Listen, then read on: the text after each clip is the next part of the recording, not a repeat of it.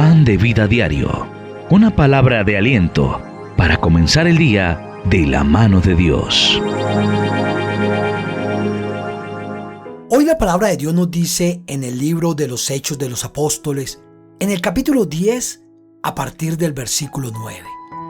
Al día siguiente, mientras ellos iban por el camino y se acercaban a la ciudad, Pedro subió a la azotea para orar cerca de la hora sexta, y tuvo gran hambre, y quiso comer. Pero mientras le preparaban algo, le sobrevino un éxtasis, y vio el cielo abierto, y que descendía algo semejante a un gran lienzo, que atado de las 4 puntas era bajado a la tierra, en el cual había de todos los cuadrúpedos terrestres, y reptiles, y aves del cielo. Y le vino una voz: «Levántate, Pedro, mata y come». Entonces Pedro dijo: «Señor, no, porque ninguna cosa común o inmunda he comido jamás». Volvió la voz a él la segunda vez: «Lo que Dios limpió, no lo llames tú común». Esto se hizo 3 veces, y aquel lienzo volvió a ser recogido en el cielo. Nos dice la palabra que el apóstol Pedro se encontraba orando, y de repente sintió hambre. Pero mientras le preparaban algo de comer, él tuvo una visión. Vio que desde el cielo descendía algo semejante a un gran lienzo con muchos animales dentro, y una voz le dijo que se levantara, que matara y comiera. Pedro era un judío ortodoxo, impregnado de las leyes dadas por Dios a los israelitas cientos de años atrás. Estas leyes señalaban una lista de animales limpios y otros impuros que no podían comerse, ni siquiera tocarse, porque los hacían personas impuras. Y en este lienzo había una mezcla de ambos tipos de animales.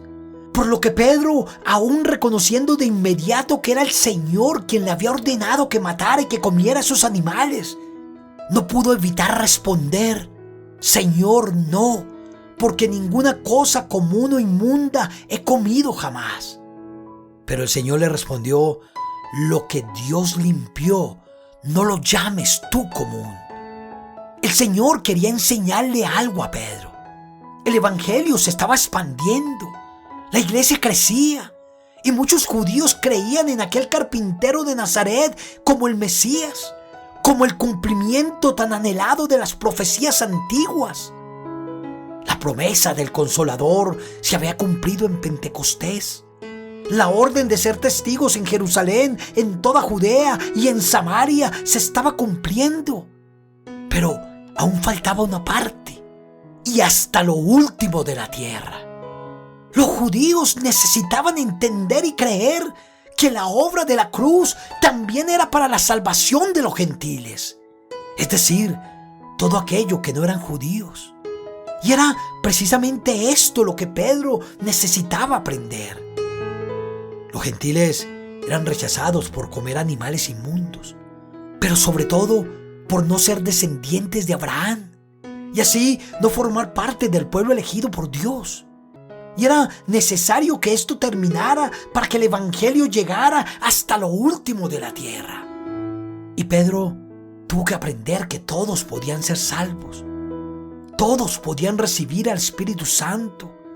Todos podían ser bautizados. Y con todos me refiero a todos los que creyeran en Jesús, que se arrepintieran de sus pecados sin importar si eran judíos o gentiles.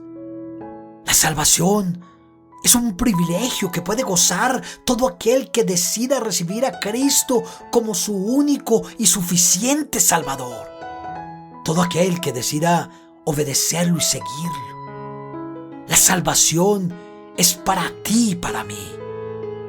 Amado Dios y Padre Celestial, en este día decido caminar en obediencia a ti. Decido poner tu palabra por obra. Decido apartarme del pecado, alejarme de todas las cosas que no te agradan. Yo te doy gracias porque tu salvación me alcanzó, porque tú extendiste tu gracia hacia todo el mundo.